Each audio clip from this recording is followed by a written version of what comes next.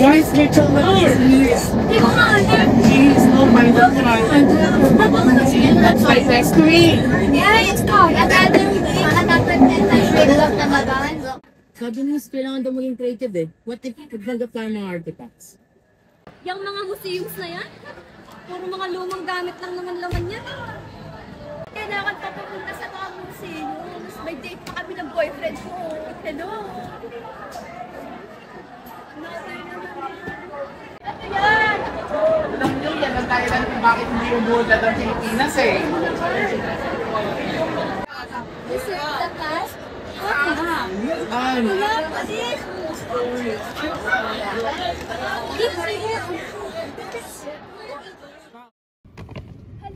Kalasan tayo! Nagutom na to kay mama. Uwi na ako, mama! Guys, calm down. Look around muna, oh. Na baka nasa museum tayo. Wait. Museo ni Miguel Malvar yun, no? Oo nga, sino nga ulit yun? Yung huling general na sumuko sa mga Amerikano. Ah, siya yun? Tara, pumasok kayo tayo sa museum. Tara! Tara! Tara, dali! Gabi pa karama ko. Ang ganda dito.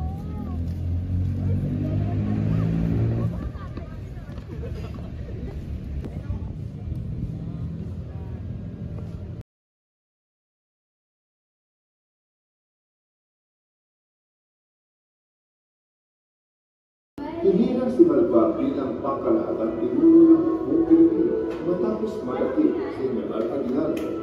Bumuo si Malvar ng 5 departamentong militar sa Pilipinas. Sa kanyang opisyal na pahayag, dahil sa pangalaman ang kanyang katawan ng isang ng tao. Dahil sa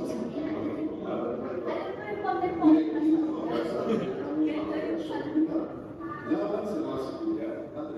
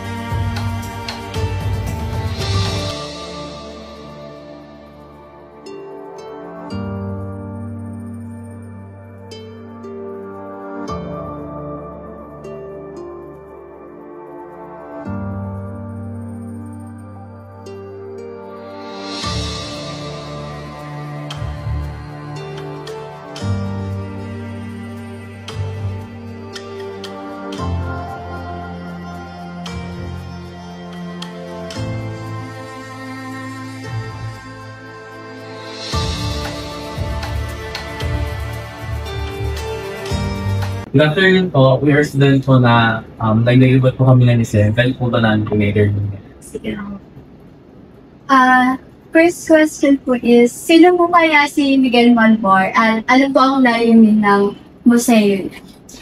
Si Miguel Malvar, ang pinakahuling pinakamataas na opisyal na pamahalaan, sumuko sa mga Amerikano ng American mga. Siya rin ay isang revolusyonaryo na pinaglaban ng kalayahan mula panahon ng Espanyol hanggang panahon ng Amerikano. So, ang layunin ng museum, syempre, ipakilala siya at ipakilala yung kabayanihan at mga legacy niya. Ano po kaya sa tingin niyo yung pinakamahalagang natutuhan ng mga bumibisita po dito? Siguro, yung kung sino si General Miguel Malvar mismo, before the revolution and during the revolution, kasi si General Miguel Malvar hindi siya ganun kasikat kumpara sa mga kilalang bayani, like si Jose Rizal, Andres Bonifacio, Emilio Abinago. Si Malvar kasi medyo hindi siya nababanggit madalas. So, yun. Papa, sa tingin niyo po, paano po makatutulong ang museo po ni Miguel Malvar sa pagpapaalala po ng mga kabayanan sa panahon ngayon? Malaki yung tulong niya kasi kami, pinadiscuss namin, simula nga yung panahon ng revolusyon hanggang panahon ng Amerikano. So, i-share namin kung ano-ano ba yung mga contribution na ginawa ni General Miguel Malvar. Apart from that, aside sa mga museum tours, we also conduct public programs na ginagawa. So, ito yung mga activities ng museum like lectures, workshops, na ang focus ay anything related sa culture and history. Not just lang kay General Miguel Malvar, but all the rest of the heroes and topics relevant to General Miguel. Ngayon po, paano na naman po hinihikayat yung mga kabataan ngayon na bisitahin po yung ganitong museo? Ang ginagawa ko namin, we partner with other institutions, like halimbawa, mga civic organizations, local government, and schools. We also post sa Facebook page namin. Tapos yun nga, kagaya ng ganito, we provide services for photo video. Pero isa sa mga factor talaga namin, means talaga namin of inviting students ay through travel agencies, local governments, mga schools. Ang huli naman pong tanong, kung si General Malvar ay nabuhay sa panahon ngayon, sa tingin niyo po, anong kayang may papayos sa lalaki? Una, siguro mahalin ang agrikultura. Kasi si General Miguel Malvar, bago ang revolusyon, siya ay isang magsasaka. Ngayon kasi hindi na natin masyado bigyan importance sa agriculture. Karamihan sa mga agricultural land na re-replace na ng residential lands. Tapos, yung iba yung kung sila yung mag-farmer o kung meron man agriculture ng course, hindi naman lahat gusto mag-agri kasi hindi na rin ganun ka-important ang agriculture. Pero malaking halaga meron ang agriculture, especially sa amin, bilang mga Pilipino, at syempre sa ating bilang tao, dahil tayong food. Pangalawa, mahalin ang bayan at matuto sa nakaraan. So, maraming pagkakamali ng nakaraan, sana matutunan natin ngayon. Na tayo bilang mga kabataan, sa kung ano yung mga nakikita natin mali, makialam tayo. May alam natin. Makialam tayo sa mga pagkakamali na nangyayari. Thank you so much. Museo ni Miguel Malvar, located in Santo Tomas, Batangas, preserves the legacy of the last general to surrender in the Philippine-American War. It serves as a reminder of our ancestors' courage and sacrifice, as well as the values that we must continue to honor today.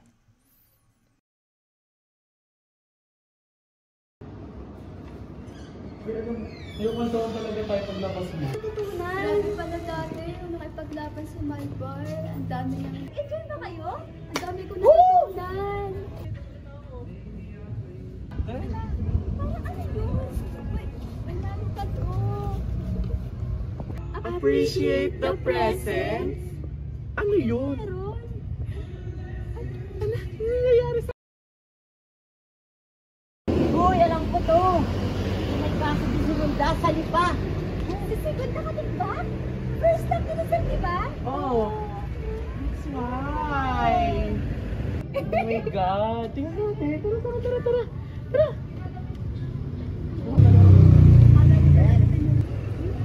Tara, pasok tayo? Tara. Tara.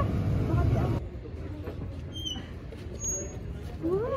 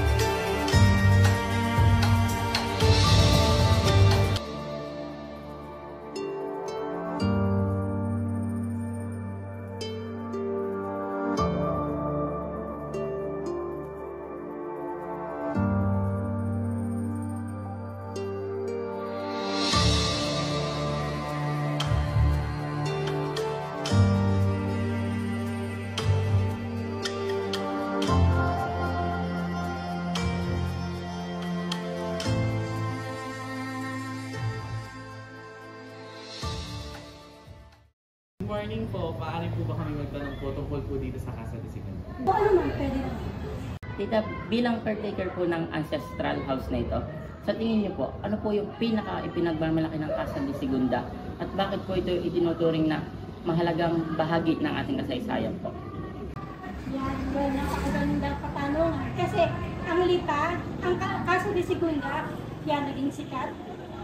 Bahay ng First Love ni Jose Rizal. Naging pride na ng Lipa kasi naging sikat niya. Kaya pinagmamalaki talaga ito ng kultura, itong Lipa. Tsaka po pala tita, ano po bang pinagmamalaki ng bahay? Pinapakita po ng bahay na ito tungkol po sa pamumuhay ng mga Pilipino noon. Kasi ang Lipa kasi ay lumaman gawa ng kaping barako. Nag-boom ang Lipa gawa ng kaping barako. Kaya sobrang yayaman ng kakaitan. Sa totoo lang, isa ang bahay na ito sa pinakamalaking bahay sa panahon na hindi nasunod. Kasi sa sobrang yayaman ng Lipa, palakihan sila ng bahay. So, at bakit naman po mahalaga at kailangan ko mapanatili po yung mga ganitong lumang bahay? Kasi siyempre para makita ng mga tao yung pagkakaiba ng pamumuhay nung unang panahon kaysa sa ngayon. Kita nyo naman, ibang-iba yung pamumuhay. Sa inyo pong pananaw, paano po nakakatulong ang Casa de Segunda sa pagpapalaganap ng kulturang Pilipino sa kasalukuyan po? Kasi malaking naitutulong ng Casa de Segunda. Kasi ang Casa na ay naging sikat. Kaya maraming pumapasok dito, maraming turismong dumarating, maraming mga iba't ibang taong dumarating, kahit mga foreigner, nakikilala nila. Kaya sa pamamagitan noon, dumadagsa siyempre yung tao. Nakikilala yung Casa, nakikilala yung ibang turismo. Sa uli naman kung tanong, sa tingin niyo po, paano natin may papasa sa susunod na henerasyon ng pagpapahalaga sa ganitong mga pamanang bahay? Yan, syempre, ito naman ay pinag-usapan na ng pamilya, itong house naman ay private pa rin. Dahil meron na siyang marker ng National Historic Commission, private pa rin. Lahat ng gastos kanila sa may-ari. Kaya lahat ng pinananatili nila yung itong bahay, pinamaging maganda, malinis, by means of pag-check ng mga architect, orderly, para mapanatili yung structure kung talagang matibay pa. At yung mga susunod na henerasyon, aware na sila sa mga susunod na gawin para mapanatili. Okay ba?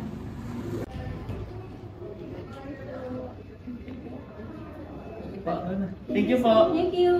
Thank you. Museums like Casa de Segunda remind us of our rich culture and identity as Filipinos. They show how love, family, and tradition shaped our history.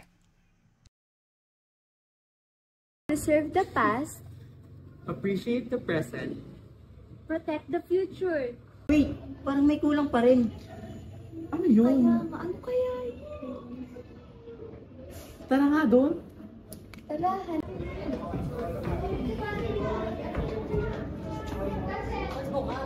Tara, tingnan natin. Ay, may tao. Familiar siya. Jose. Jose Rizal pala to. Picture tayo. Uy! Wait, wag. Okay, Jay naman ito. Tara Sige na. na, sige na. Bakit? Tara na. History will always find its way to those who succeed. This is Philippine Museum. Tara. Thank you po.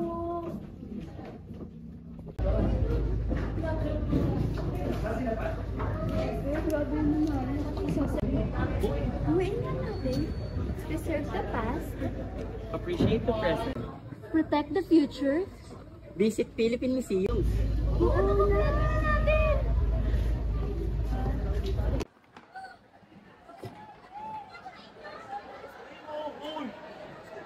Preserve the past. Protect the future.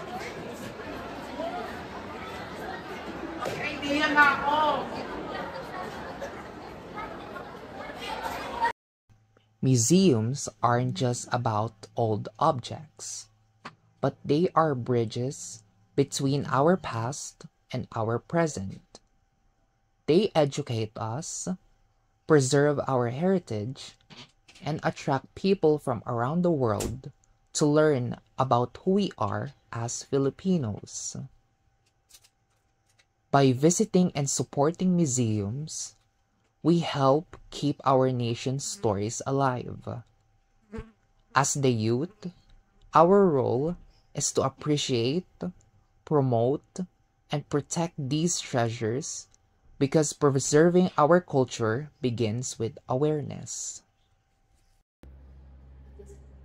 After that scene. Finally, it felt done. That experience felt real. Maybe that's the point. Museum makes you feel alive. Yes. We walk in thinking it's just old stuff, then realize it's everything that made us who we are. And every day, we may forget to be stuck there, di ba? Wow! Deep! Alam ko nagbago na kayo. Baka pag nakita niyo ulit si Rizal, magpa-picture pa ulit kayo ha? Let's just say our project is not about fame. It's a reminder to preserve the past and appreciate the present. Tara na! Let's go! Sana next project, number magic paper and teleportation na. Uy, sa kayo kakain.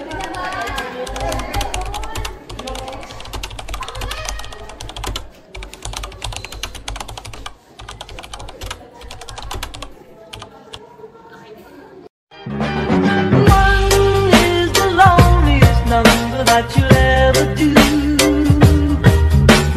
Two can be as bad as one. It's the loneliest number since the